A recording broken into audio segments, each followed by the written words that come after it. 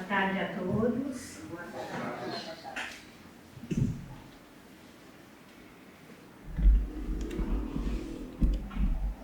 Então, hoje nós vamos homenagear um homem chamado Amor. É assim que alguém chamou Francisco Cândido Xavier, né? Nosso Chico, que fez aniversário sábado, teria feito aniversário no sábado, né? Em 2 de abril, né? Ele nasceu em 1910 e morreu em 30 de junho de 2002, né? Faz bastante tempo. Tem pessoas jovens que não tiveram, né, a oportunidade de ver, pelo menos pela televisão, né? Que a gente presenciou tantas aparições dele, tantas palestras, tantas entrevistas, né? Então, para nós era uma pessoa assim presente, né? Presente nas nossas vidas, né? E ele teve, né, uma vida de muitas privações e de muitas provações desde cedo, né? Algumas pessoas perguntam, os alunos, né, mas por que, né, uma pessoa com a bondade dele, com a humildade dele, por que, né, sofreu tanto, né? É uma grande interrogação, né? Nós não temos o direito de saber tudo, mas eu acho que uma explicação poderia ser como ele enfrentou tudo isso, né? Um grande exemplo para nós, né? Enfim, ele realmente teve essa vida de muitas dificuldades. Era uma família grande, muitos irmãos, e a sua mãe morreu quando ele tinha 5 anos. Aí os irmãos foram distribuídos na família e ele ficou com a sua madrinha, né? Mas essa madrinha, ela não tinha nenhuma paciência e até, vamos dizer, nenhuma compreensão da mediunidade muito precoce do Chico. E nós estamos falando isso em 1915, mais ou menos. O Espiritismo não tinha, né, a projeção, né, as pessoas não tinham o conhecimento e havia muita prevenção. Então ela ficava transtornada quando via que ele conversava com o espírito da mãe dele, né? Ele ficava triste, às vezes ela brigava com ele, ela batia nele, ele ia lá no fundo do quintal conversar com a mãe, com o espírito da mãe, e isso deixava, né? E o pai dele também, aí ele levava o Chico para a igreja para conversar com o padre, não é? Para fazer não sei quantas confissões e tal, porque também não conseguia entender, não é? O que se passava com a criança, né? Mas, enfim, ele foi indo desse jeito. Aí o seu pai casou de novo, aí ele ganhou uma madrasta que na verdade foi a sua segunda mãe, né? Ela inclusive reuniu todos os filhos, né, os irmãos do Chico que estavam espalhados, né? E ele teve então um resto de infância muito mais tranquilo, né, ao lado dessa sua madrasta, né? E ela então tentou, né, harmonizar a família, os irmãos, tudo, e ele já foi ficando assim, era mais velho, já foi ficando responsável pelos irmãos, começou a trabalhar muito cedo, né, numa tecelagem e num armazém. E então, realmente a sua vida, né, quando a gente pensa, agora vai ficar tranquilo, não ficou nunca tranquilo, né? Mas pelo semblante dele, pela maneira como ele levava, parece, né, que parecia que era tranquilo, né? Mas ainda assim, quando ele tinha mais ou menos uns 17 anos, uma de suas irmãs teve um problema psíquico muito sério, que era devido a um problema, na verdade, espiritual, né? E ele então começa a se aproximar do espiritismo. E ele participou do tratamento dela e foi se aproximando do Evangelho, do Livro dos Espíritos, né? Aí nós já temos a sua trajetória como espírita, né? E nós temos já também a sua primeira psicografia, que foi o livro chamado Parnaso de Além Túmulo, que foi o primeiro livro e já foi a primeira polêmica também, né? Porque é um livro onde ele psicografou poesias dos poetas, dos grandes, né? Olavo Bilac, Antero de Quental, e poetas parnasianos, que abraçam um estilo de poesia muito específico, com muitas métricas, com muitas regras, não é? E ele, que tinha só o curso primário, ele trouxe um livro perfeito, né? Inclusive, mais tarde, bem recentemente, esse livro foi objeto de estudo numa tese na Unicamp, onde eles concluíram que realmente as poesias eram parnasianas, né? Mas lá naquela época, nós estamos falando isso em 1900 e pouco, né? As famílias se ofenderam, né? E moveram ação contra ele, apesar de que ele doou os direitos autorais, começou aí, né? De todas as suas obras para instituições de caridade, centros espíritas. Então, como ele dizia, os livros não são meus, né? Foram eles que editaram os livros, então ele não teve nenhum lucro com esses livros, né?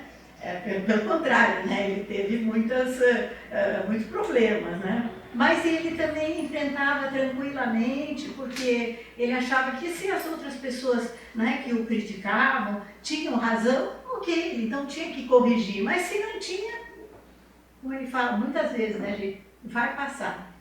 São várias frases dele que são boas para nós, né? Vai passar, né? Então ele foi levando isso, né, com toda a tranquilidade. Aí, então, ele realmente começa a trabalhar no centro espírita, psicografou, são mais ou menos 450 livros, né, entre romances, livros da doutrina, ele psicografou aquela série de livros que nós usamos aqui, né, Fonte Viva, Palavras de Vida Eterna, né, Tinha de Luz, que são esses livrinhos, porque são pequenininhos, né? Com aquelas mensagens que todo dia a gente pode abrir e é uma mensagem especial para cada um de nós, né? Então tem essa série, tem a série mais pesada, né? Que é a série onde veio já com André Luiz, não é? Veio a Evolução em Dois Mundos, Mecanismos da Mediunidade, e veio O Nosso Lar, né? Que é um livro, não é assim, fala do Chico, a maioria das pessoas, O Nosso Lar. E O Nosso Lar, ele também gerou umas polêmicas, né, gente? Porque ele veio desvendar como era a vida no plano espiritual. Mas só que muitas pessoas não estavam assim tão interessadas, né? Deixa assim obscuro, deixa, não é? E ele, né, mostrou, André Luiz foi direto para o umbral, né? E muitas pessoas, eu sei, a gente trabalha todo ano esse livro, né? As pessoas falam assim, mas eu não entendo, André Luiz era um médico, era pai de família, por que ele foi para o umbral, né? Enfim, isso é bom a gente ler de novo lá O Nosso Lar, né? Olhar o filme para ver, né, que ele, como todos nós, né, está longe da perfeição, né? E aí é interessante que ele, quando consegue se dar conta, e lá no Nosso Lar, que então ele quase que, digamos, ressuscita, né? E ele então queria trabalhar pelo próximo, mas ele já queria trabalhar como médico que ele era, né? Só que ele teve que esperar, ele teve que ter paciência, ele teve que ter humildade, porque ainda não era o seu momento, né? Ele fez outros trabalhos mais simples para depois poder, não é, trabalhar como médico.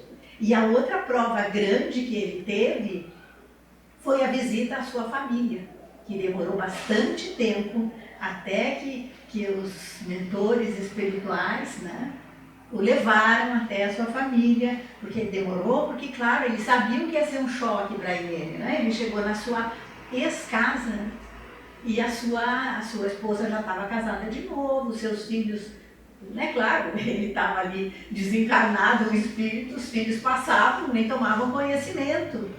Então aquilo foi um choque. Mas é interessante que nesse momento, até que ele ganha o título de cidadão do Nosso Lar, porque ele é médico, e esse segundo esposo da sua ex-mulher, não é? Ele estava passando mal, no momento em que o André Luiz chega.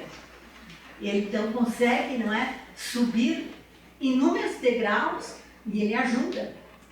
Né? Então, por isso que ele aí ganha, né, o título de cidadão do Nosso Lar. Então é interessante, isso é só um breve parênteses, né, para a gente saber, né, que algumas pessoas não gostaram, né, de saber como é que era a vida lá no plano espiritual, era melhor deixar assim, né, difuso e tal, né? Mas enfim, esse é um livro assim bem importante e né, que saiu um filme, tem um outro livro que tem saiu novela, né, A Viagem, enfim, a obra dele é muito rica e vem durante todo esse tempo ajudando, né, inúmeras pessoas, esclarecendo, né, mas ele, aí voltando lá no seu trabalho, né, então ele foi para o centro espírita, foi ficando lá, ele se mudou de Pedro Leopoldo, onde ele nasceu, para Uberaba, onde ele ficou até o fim da vida, né, e lá no centro espírita ele não media esforços, não tinha horário, ele atendia todas as pessoas, né? Aquelas mensagens que ele trazia para aquelas mães, não é, que estavam desesperadas, então ele trazia mensagens consoladoras, né? E além disso, ele respondia cartas, né? Consta que foram mais ou menos umas 10.000 cartas que ele respondeu, né? Eu não tenho certeza se essas cartas ele respondia no centro espírita ou em casa, depois que ele voltava, assim, sei lá que horas, né? E aí também consta por aí que ele dormia 2 a 3 horas, estava ok, né? Então, que realmente ele tinha muitas tarefas, né, para fazer aqui nessa encarnação, né? E até ontem foi interessante, a gente falou, passando a aula à noite, e uma aluna perguntou, ele vai reencarnar? Uma pergunta que eu deixo aqui, né, gente? Quem sabe, né? Se ainda precisa, né? Enfim, eu fiquei pensando nessa pergunta, né?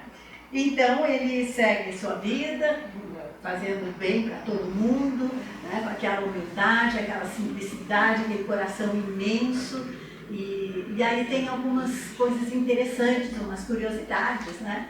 Ele fazia distribuição de alimentos e ele também tinha uma mediunidade de efeitos físicos. Então, consta que os alimentos chegavam perfumados, né? Então, e essa questão do perfume, né? Ele tinha um abacateiro ali, né, próximo, e aí ele fazia aquelas rodas ali, sentados ali com as pessoas, trocando ideias, falando sobre a paciência, sobre o perdão e tal. E aí uma vez tinha uma criança, né?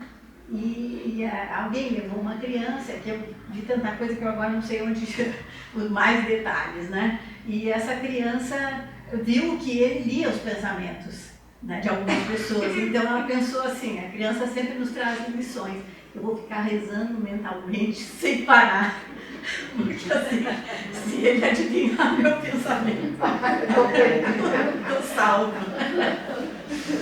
Então foi bem interessante. E essa criança também consta que ele pegou na mão do Chico e a mão dele ficou perfumada, né? E aí ele não queria, né, chegar em casa, não queria lavar a mão, não queria cumprimentar mais ninguém para ficar com aquele perfume, né? Então são algumas, né, curiosidades interessantes. E também é muito interessante nessas inúmeras mensagens, né, que ele recebeu mensagens em várias línguas que naturalmente não falava, né? Falava nessa encarnação, né?